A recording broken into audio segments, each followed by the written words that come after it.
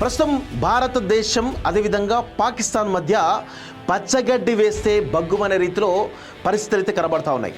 ఈరోజు భారతదేశం మన దేశం అంతటా కూడా పాకిస్తాన్లో ఉన్నటువంటి పాక్ ఆక్యుపైడ్ కాశ్మీర్ని ఎప్పుడు స్వాధీనం చేసుకుంటాం, అక్కడ ఉన్నటువంటి వందల కొద్ది ఉన్నటువంటి ఉగ్రవాద శిబిరాలపైన దాడులు చేసి ఉగ్రవాదులను మట్టుపెట్టడం ఇంకెంతకాలం అనేటువంటి కోణంలో ఈరోజు భారతదేశ అంతర్భాగంలో పెద్ద ఎత్తున చర్చ జరుగుతూ ఉంది.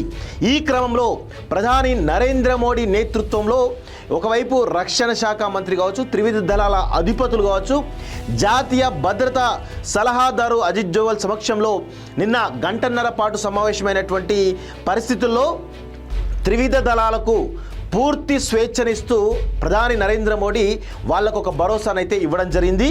మీరు ఎప్పుడు అటాక్ చేస్తారు, ఎలా అటాక్ చేస్తారు, ఏ మోడ్లో అటాక్ చేస్తారు అనేది అది మీ ఇష్టం. కానీ ఉగ్రవాదాన్ని పెంచి పోషించేటువంటి వాళ్ళను కావచ్చు, ఉగ్రవాదులను కావచ్చు, వారికి ఎవరైనా మద్దతు ఇచ్చినప్పటికీ కూడా వాళ్ళందరినీ కూడా అంతమొందించాలనేటువంటి ఒక వాదనను త్రివిధ దళాల ముందు పెట్టి చాలా పెద్ద ఎత్తున వాళ్ళకైతే ఫ్రీడమ్ ఇచ్చినట్టుగా తెలుస్తోంది. ఈ క్రమంలో యుద్ధం అనేది కేవలం ఈ త్రివిధ దళాలతోటే యుద్ధం చేయొచ్చా, లేదంటే వివిధ రకాల సోర్సెస్ ద్వారా కూడా యుద్ధం చేయొచ్చా అనేటువంటి చర్చ కూడా బలంగా జరుగుతోంది. ప్రస్తుతం మన దేశంలో యుద్ధ వాతావరణం ఉన్నప్పటికీ కూడా పాకిస్తాన్లో సంబంధించినటువంటి ఎల్ఓసి దగ్గర పెద్ద ఎత్తున పాకిస్తాన్ సైన్యం కవ్వింపు చర్యలు చేపట్టి ఆ సరిహద్దు వెంబడి కాల్పులు జరిపినప్పటికీ కూడా భారత ఆర్మీ సంయమనం పాటిస్తూ ఎక్కడ కూడా ముందుకు పోకుండా చాలా జాగ్రత్తగా ఉంటూ వస్తోంది. కానీ పాకిస్తాన్ మాత్రం కవ్వింపు చర్యలకు పాల్పడుతున్నటువంటి విషయం చాలా మనం చూస్తూ ఉన్నాం. సో ఇలాంటి పరిస్థితుల్లో భారతదేశం ఒక అనూహ్యమైనటువంటి వ్యూహంతో, ఒక కొత్త రకమైన వ్యూహంతో ముందుకు పోతా ఉంది. మనం రీసెంట్గా జరిగినటువంటి పరిణామాలు చూసినాం. పహల్గామ్ దాడి తర్వాత ఉగ్రవాదులను ఏరి పారేయాలి అంటే ఆ ఉగ్రవాదులకు సంబంధించినటువంటి ఎవరు సపోర్ట్ చేస్తున్నారు, పాకిస్తాన్ సపోర్ట్ చేస్తూ ఉంది. సో పాకిస్తాన్ ఆర్మీ సపోర్ట్ చేస్తూ ఉంది. ఈ క్రమంలో పాకిస్తాన్ను ఇబ్బంది పెట్టాలి అంటే చాలా క్రమంలో యుద్ధానికి దిగాల్సిందే అనే ఒక చర్చ జరుగుతున్నప్పుడు దానిలో కొన్ని రకాల వాదనలు వచ్చినాయి. మన భారతదేశం సంబంధించినటువంటి ప్రభుత్వం ఏదైతే ఉందో ప్రధాని నరేంద్ర మోడీ సారథ్యంలో ఈరోజు చాలా రకాల కొన్ని అంశాల విషయంలో పాకిస్తాన్ ఇబ్బంది పెట్టే ప్రయత్నం చేయడం జరిగింది. దానిలో సక్సెస్ఫుల్గా మనం చేస్తున్నాం. ఒకటి, సింధు జలాల అగ్రిమెంట్ ఏదైతుందో ఆ ఒప్పందాన్ని రద్దు చేసుకోవడంతో ఈరోజు పాకిస్తాన్లో చాలా పెద్ద ఎత్తున అక్కడ నీటి కష్టాలు, సాగునీరు కావచ్చు, తాగునీరు కావచ్చు, నీటి కొరత ఏర్పడి ప్రజలు ఒక ప్రాంతం వరకు ఇబ్బందులు పడుతున్నటువంటి విషయం మనం చూస్తున్నాం. ఇంకొక వైపు పాకిస్తాన్ అంతర్భాగంలో ఉన్నటువంటి బలూచిస్తాన్ లిబరేషన్ ఆర్మీ కూడా పాకిస్తాన్ ఆర్మీ చీఫ్ టార్గెట్గా వాళ్ళు కూడా పెద్ద ఎత్తున ఆత్మాహుతి దళాలు చేస్తున్న క్రమంలో పాకిస్తాన్ విలువలాడుతూ ఉంది.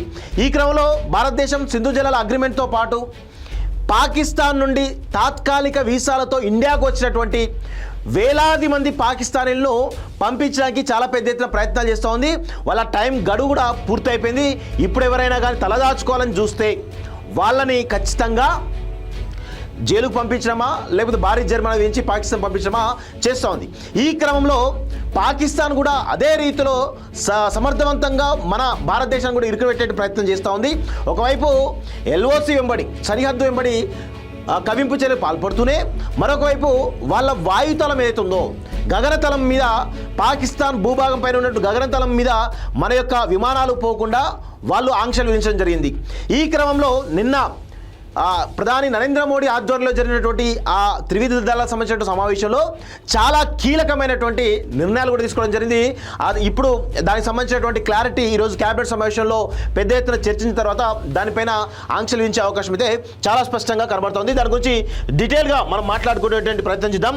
ముందుగా భారతదేశం నుంచి పెద్ద ఎత్తున పాకిస్తాన్కు డైరెక్ట్ వాణిజ్యం మన రెండు కంట్రీల మధ్య లేనప్పటికీ కూడా ఇండైరెక్ట్గా ఏది యుఏఈ త్రూ కావచ్చు, లేకపోతే సింగపూర్ త్రూ కావచ్చు, వివిధ శ్రీలంక త్రూ కావచ్చు, వివిధ కంట్రీస్ త్రూ దాదాపు $10 బిలియన్ సంబంధించినటువంటి అంటే దాదాపు మన ఇండియన్ కరెన్సీలో 85,000 కోట్ల రూపాయలు, 85,000 కోట్ల రూపాయలు పెద్ద ఎత్తున వాణిజ్యం జరుగుతూ ఉంది. పరోక్షమైనటువంటి వాణిజ్యం వివిధ కంట్రీస్ నుంచి డైరెక్ట్ ఇండియా పాకిస్తాన్ మధ్య డైరెక్ట్ వాణిజ్య సంబంధాలు లేనప్పటికీ కూడా కొన్ని కంట్రీస్ ద్వారా ఈరోజు మన దేశంలో తయారవుతున్నటువంటి ఈ కామర్స్ ప్రోడక్ట్స్ కావచ్చు, ఎలక్ట్రానిక్ ప్రోడక్ట్స్ కావచ్చు, ఫార్మా ఉత్పత్తులు కావచ్చు, వివిధ రకాల ఉత్పత్తులు ఏవైతే ఉన్నాయో మన భారతదేశంలో తయారయ్యేటువంటి ఉత్పత్తులకు పాకిస్తాన్లో డిమాండ్ ఎక్కువ ఉంటుంది. సో ఈ క్రమంలో సంవత్సరానికి దాదాపు 85,000 కోట్ల పరోక్ష వాణిజ్యం వివిధ దేశాల నుంచి పాకిస్తాన్కు ఇండియాకు మధ్య జరుగుతుంది. సో ఈ క్రమంలో ఈ పరోక్షంగా జరిగేటువంటి వాణిజ్యం మీద కూడా పెద్ద ఎత్తున మనం విరమించుకోవాలని చెప్పేసి కూడా భారత ప్రభుత్వం ఒక నిర్ణయం తీసుకోవడం జరిగింది. అది ఈరోజు అఫీషియల్గా ప్రకటించేటువంటి అవకాశం అయితే చాలా స్పష్టంగా కనబడతా ఉంది. ఈ క్రమంలో భారతదేశం మన వాయుతలం ఏదైతుందో, గగనతలం ఏదైతుందో ఆ భూభాగం నుంచి కూడా పాకిస్తాన్ నుంచి చాలా విమానాలు కూడా పోతూ ఉంటాయి. పాకిస్తాన్ భూభాగం నుంచి పోయేటువంటి మన విమానాలను ఆల్రెడీ ఆంక్షలు విధించే విషయం మనందరం కూడా చూస్తూ ఉన్నాం. సో దానివల్ల విమానయాన సంస్థలు కొంత నష్టం వస్తుంది, వాళ్ళు వేరే రూట్స్ ద్వారా వెళ్తూ ఉన్నారు. ఈ క్రమంలో మన దేశ గగనతలం మీద నుంచి కూడా పాకిస్తాన్కు సంబంధించినటువంటి విమానాలను కూడా ఆపాలని చెప్పేసి కూడా ప్రభుత్వం ఒక నిర్ణయం తీసుకోవడం జరిగింది. దాని గురించి కూడా ఈరోజు క్యాబినెట్ సమావేశంలో ఒక నిర్ణయం తీసుకొని ప్రకటించే అవకాశం అయితే కనబడుతూ ఉంది. ఈ క్రమంలో మనకంటే ఎక్కువగా పాకిస్తాన్లో ఉన్నటువంటి ఎయిర్లైన్స్ అన్నీ కూడా విపరీతంగా నష్టపోయే అవకాశం ఉంటుంది. ఆ విమానాలన్నీ కూడా అటు శ్రీలంక నుంచి కావచ్చు, లేకపోతే చైనా నుంచి కావచ్చు, లేకపోతే నేపాల్ నుంచి కావచ్చు, వివిధ దేశాల నుంచి తిరిగి వెళ్ళడానికి ఆస్కారం ఉంటుంది. దానివల్ల భారీ నష్టాలు చవి చూసేటువంటి అవకాశం అయితే ఉంటుంది. సో భారతదేశం పకడ్బందీ ప్లాన్ తోటి పెద్ద ఎత్తున పాకిస్తాన్ను వాణిజ్యపరంగా ఢీకొట్టాలని చెప్పేసి ఆర్థిక విధ్వంసం చేయడానికి కూడా ఒక నిర్ణయం తీసుకోవడం జరిగింది. ఇది కూడా ఒక రకమైనటువంటి యుద్ధమే. ఈ క్రమంలో గగనతలం అయిపోయింది.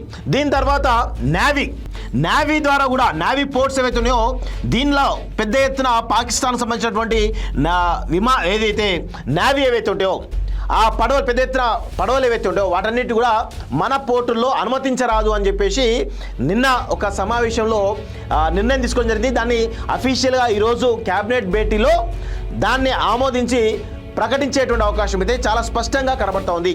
ఈ రెండు కనుక ఆపగలిగితే, ఈ రెండుతో పాటు ఈ వాణిజ్యం ఏదైతే ఉందో ఈ వాణిజ్య సంబంధాల విషయంలో కూడా కట్టడి చేయగలిగితే పాకిస్తాన్ కంప్లీట్గా విలవిల్లాడేటువంటి అవకాశం అయితే చాలా స్పష్టంగా కనబడుతూ ఉంది. ఈ క్రమంలో పాకిస్తాన్ సంబంధించినటువంటి సమాచార శాఖ మంత్రి ఒక వ్యక్తి ఎవరైతే ఉన్నారో ఆ సమేత పాకిస్తాన్ సంబంధించిన సమాచార శాఖ మంత్రి ఇంతకుముందే ప్రెస్ మీట్ పెట్టి ఒక విషయం చెప్పడం జరిగింది.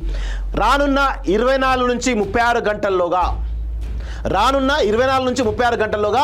భారతదేశం పాకిస్తాన్ పైన ఎప్పుడైనా కానీ యుద్ధం ప్రకటించే అవకాశం ఉంది, యుద్ధానికి సిద్ధమవుతున్నారు భారతదేశం అంటూ కొంత ఆవేదన వ్యక్తం చేస్తూ మేము ఉగ్రవాదాన్ని పెంచి పోషించడం లేదు, దీనిపైన ప్రపంచ దేశాలన్నీ కూడా స్పందించాలని చెప్పేసి కూడా చెప్పడం జరిగింది. ఈ క్రమంలో నిన్న మనం చూసినాం పాకిస్తాన్ ఆర్మీ బంకర్లలో పీఓకేలో ఉన్నటువంటి ఉగ్రవాదులు ఎవరైతే ఉన్నారో వాళ్ళందరినీ కూడా ఆ పాకిస్తాన్ ఆర్మీ బంకర్లో నుండి వేరే చోటికి తరలిస్తున్నటువంటి విషయాలు కూడా చాలా స్పష్టంగా మనకు తెలుస్తూ ఉన్నాయి. సో ఈ క్రమంలో పాకిస్తాన్ కావచ్చు, పాకిస్తాన్ ఆర్మీకి ఉగ్రవాద సంబంధం లేదు అంటే ఏ విధంగా నమ్మగలుగుతాం? ఈ క్రమంలోనే భారతదేశం చాలా సీరియస్గా ఒక డెసిషన్ తీసుకోవడం జరిగింది. పాకిస్తాన్ను కేవలం యుద్ధం ద్వారా కాకుండా వివిధ రకాల సోర్సెస్ ద్వారా కూడా ఇబ్బంది పెట్టి చాలా పెద్ద ఎత్తున ప్రయత్నాలు చేయాలి. అంటే పాకిస్తాన్ను మొత్తం కూడా అష్టదిగ్బంధనం చేయడం ద్వారా ఇటు నీళ్ల సరఫరా విషయంలో కావచ్చు, వాణిజ్య రంగం విషయంలో కావచ్చు, విమానయాన విషయంలో కావచ్చు, నౌకాయాన విషయంలో కావచ్చు, ఇటు ఆర్మీ త్రూ కావచ్చు, అన్ని రకాలుగా పెద్ద ఎత్తున పాకిస్తాన్ను అష్టదిగ్బంధనం చేసి విలవిల్లాడే దిశగా చాలా పెద్ద ఎత్తున మోడీ పకడ్బందీగా ఒక వ్యూహ రచన చేస్తూ ఉన్నాడు. ఆ వ్యూహ రచనలో భాగంగా పాకిస్తాన్ అయితే విలవిల్లాడుతున్నటువంటి విషయం మనం చూస్తూ ఉన్నాం.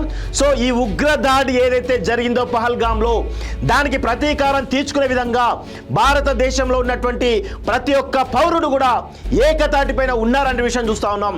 కొంతమంది కొన్ని విషయాలు మాట్లాడచ్చు, కానీ దాన్ని పట్టించుకోకుండా ఈరోజు మెజారిటీ ప్రజలు 99% భారతీయ సమాజం అంతా కూడా ఈరోజు భారత ప్రభుత్వం వైపు, మోడీ వైపు నిలబడ్డది. ఎందుకంటే ఈ భారతదేశంలో వాంటెడ్లీ జరుగుతున్నటువంటి ఉగ్రవాద దాడులు ఏవైతే ఉన్నాయో దీన్ని ఎట్టి పరిస్థితుల్లో కూడా ఈరోజు ఒప్పుకోరాదు అంటూ భారతదేశ ప్రజలందరూ కూడా ఏకోన్ముఖులై పనిచేస్తూ ఉన్నారు. ఏకోన్ముఖులై భారత ప్రభుత్వానికి కావచ్చు, లేక ముఖ్యంగా మోడీకి, త్రివిధ దళాలకు కూడా ఒక బలమైనటువంటి శక్తిని ఇస్తూ ఈరోజు ఒక సపోర్ట్ అయితే కనబడతా ఉంది. ఈ క్రమంలో భారతదేశం చేస్తున్నటువంటి వ్యూహంలో భాగంగా, ముఖ్యంగా మోడీ చేస్తున్నటువంటి వ్యూహంలో భాగంగా ఇటు అన్ని దళాలు కూడా ఆల్రెడీ త్రివిధ దళాలు ఏవైతే ఉన్నాయో మన దేశం ఈరోజు ప్రపంచంలోనే 4వ అతిపెద్ద సైనిక శక్తిగా ఉంది. మన దేశంతో పోలిస్తే పాకిస్తాన్ సైన్యం చాలా వీక్గా కనబడుతోంది. త్రివిధ దళాల్లో ఇటు ఆర్మీలో కావచ్చు, నేవీలో కావచ్చు, ఎయిర్ ఫోర్స్లో కావచ్చు, మూడింటి పరంగా తీసుకున్నప్పటికీ కూడా పాకిస్తాన్ అయితే చాలా వీక్గా కనబడుతుంది. అందుకే వాళ్ళు వీక్గా ఉన్నారు కాబట్టి మేము మా మీద యుద్ధం కనుక ప్రకటిస్తే అణ్వాయుధాలను ప్రయోగిస్తామని చెప్పేసి పాకిస్తాన్ భయపెట్టే ప్రయత్నం చేస్తుంది. దాన్ని కట్టడి చేయడానికి కూడా ఈరోజు భారత ప్రభుత్వం సన్నద్ధమైపోయింది. రక్షణ శాఖ మంత్రి రాజ్నాథ్ సింగ్ ఒకవైపు, హోంశాఖ మంత్రి అమిత్ షా ఒకవైపు దానిపైన వ్యూహరచన చేస్తూ ఆ అణ్వాయుధాలను ప్రయోగించే అవకాశం వస్తే ఏ విధంగా తిప్పి కొట్టాలి అనేటువంటి కోణంలో కూడా చాలా పెద్ద ఎత్తున ఈరోజు వాళ్ళు కూడా వ్యూహరచన చేస్తున్న విషయం చూస్తా ఉన్నాం.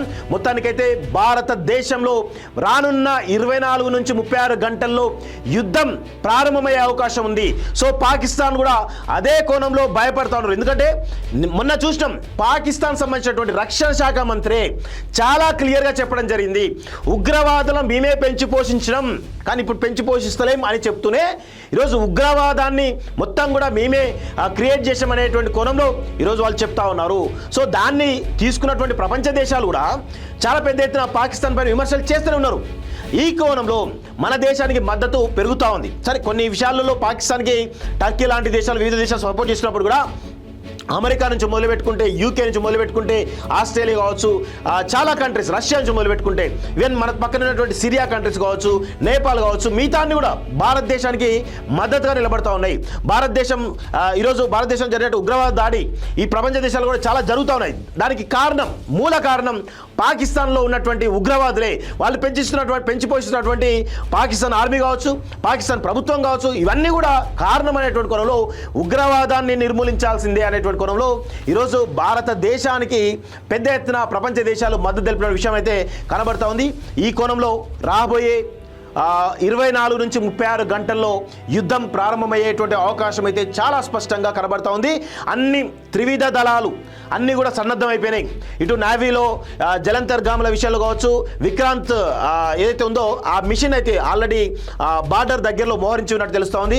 ఆల్రెడీ వాయుసేన కూడా అన్ని రెడీ అయిపోయినాయి. అదేవిధంగా ఆర్మీ కూడా బార్డర్ దగ్గర చాలా పెద్ద ఎత్తున పకడ్బందీగా వాళ్ళు కూడా రెడీ అయిపోయిన విషయం అయితే చాలా స్పష్టంగా కనబడుతోంది. ఎప్పుడైనా భారత్ విరుచుకుపడే అవకాశం అయితే కనబడుతూ ఉంది పాకిస్తాన్ మీద. సో పాకిస్తాన్ కూడా ఈవెన్ మన లక్ష్యం ఏంది, పాకిస్తాన్ని మట్టుబెట్టడం లక్ష్యం కాదు, పీఓకేలో ఉన్నటువంటి ఉగ్రవాద శిబిరాలను మట్టుబెడుతూనే పీఓకేని స్వాధీనం చేసుకోవాలన్నటువంటి లక్ష్యంతో ఈరోజు భారతదేశం చాలా పకడ్బందీగా ప్లాన్ చేస్తూ ఉంది. ఈ క్రమంలో మనందరం కూడా ఏకోన్ముఖులై ఏకతాటిపైన భారత ప్రభుత్వానికి, ముఖ్యంగా త్రివిధ దళాలకు సపోర్ట్ చేస్తూనే మన భారత ప్రధాని నరేంద్ర మోడీ గారికి కూడా సపోర్ట్ చేయాల్సినటువంటి అవసరం, సమయం ఆసన్నమైందని చెప్పేసి కూడా మేము కోరుతా ఉన్నాం. మరికొద్ది సేపట్లో దీనిపైన పూర్తి సమాచారం వచ్చేటువంటి అవకాశం అయితే చాలా స్పష్టంగా కనబడతా ఉంది.